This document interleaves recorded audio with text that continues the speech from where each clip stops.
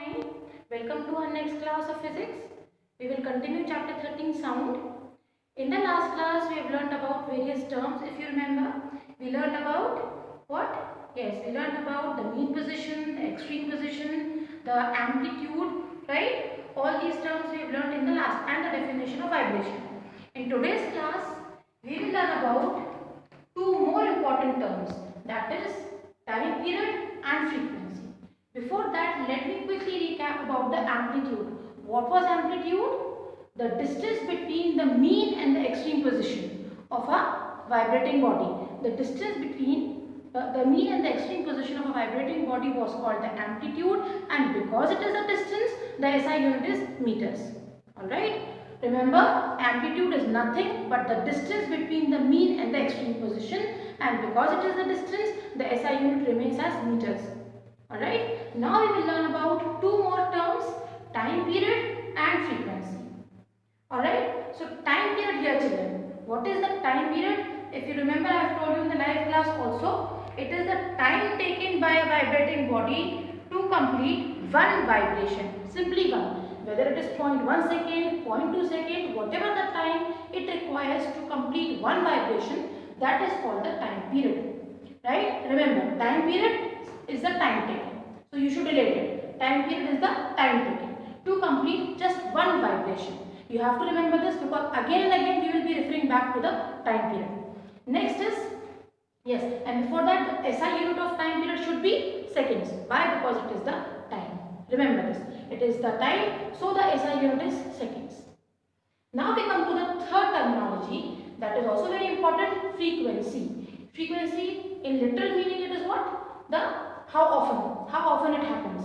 Same way as here, whenever we say frequency, you should remember it is a number. It's simply a number of vibrations completed by a vibrating body in 1 second. It is the number of vibrations completed by a vibrating body in 1 second. You should not get confused between time period and frequency. Time period is the time taken to complete one vibration, whereas frequency is the number of vibrations completed in 1 second. These two are not interrelated. Remember, they are simply independent of each other. How they are independent also we will see. Now, you know about the time period, you know about the frequency. Now let us learn the SI unit of frequency is hertz. In the honor of Sir Frederick Hertz, this frequency is, the SI unit is named as hertz, H-E-R-T-Z, and the short form we write as capital H and Z, hertz. And remember, if I say that the vibrating body, the frequency of vibrating body is 25 hertz, what do you get? What do you understand by that? That it is completing just 25 vibrations in 1 second. Got it? If I say the frequency is 30 hertz, it simply completes 30 vibrations in 1 second. So those many of these vibrations are completed in a single second. Now we go one step further. Remember, amplitude children and time period and frequency all are independent of each other. There is a relation between time period and frequency, but amplitude and frequency remains independent of each other. Amplitude was the distance between the mean and extreme position, whereas frequency is the number of vibrations completed in 1 second. See now, amplitude is related to how loud the sound is.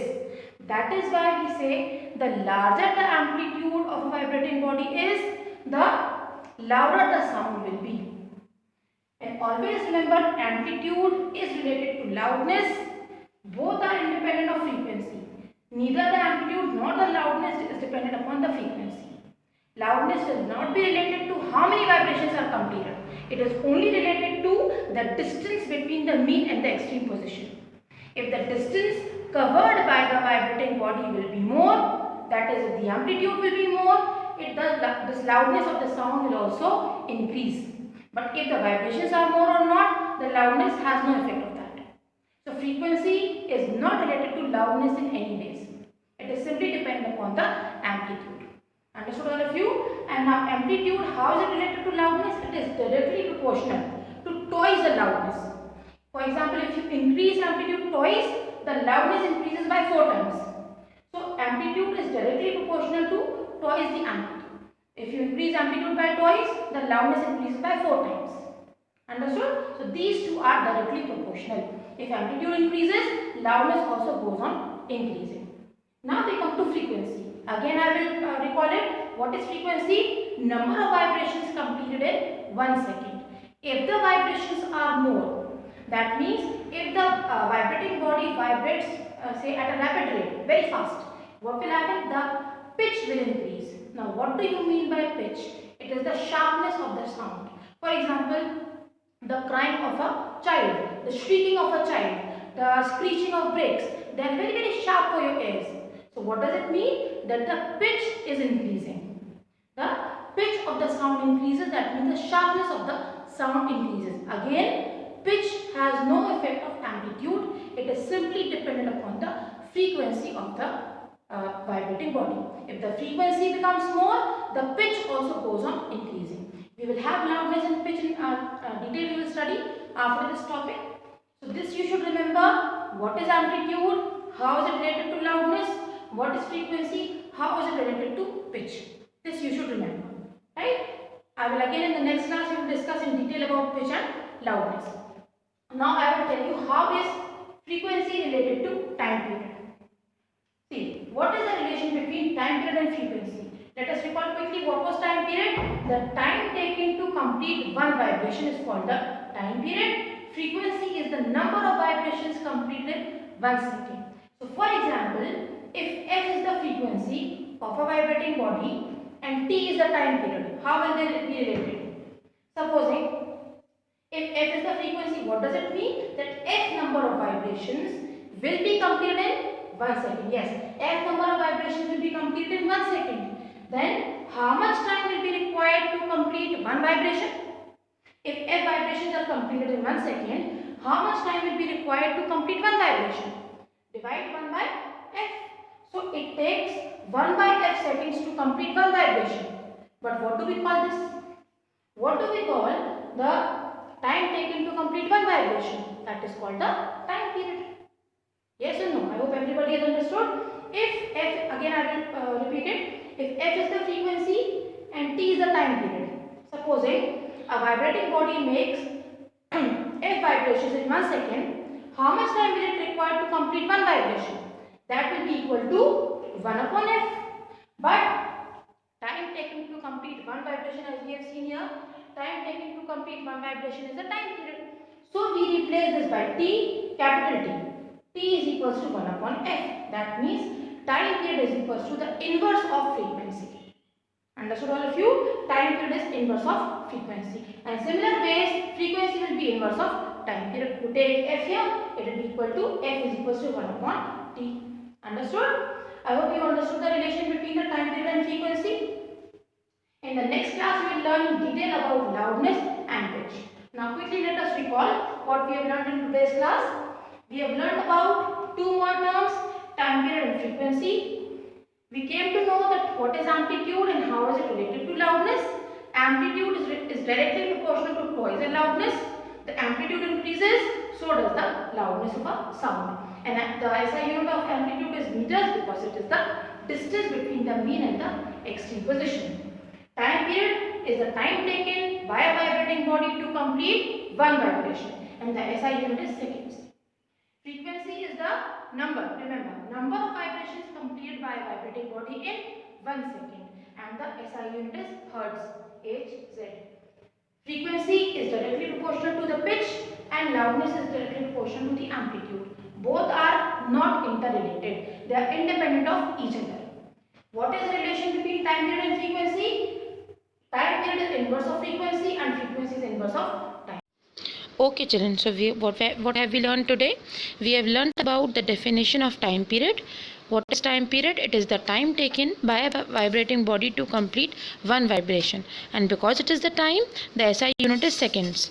We also learned in the previous class about amplitude. Amplitude is the distance between the mean and the extreme position of a vibrating body, and because it is the distance, the SI unit is meters. It can be 2 centimeters, it can be 2.2 centimeters, whatever the distance is, that will be called the amplitude.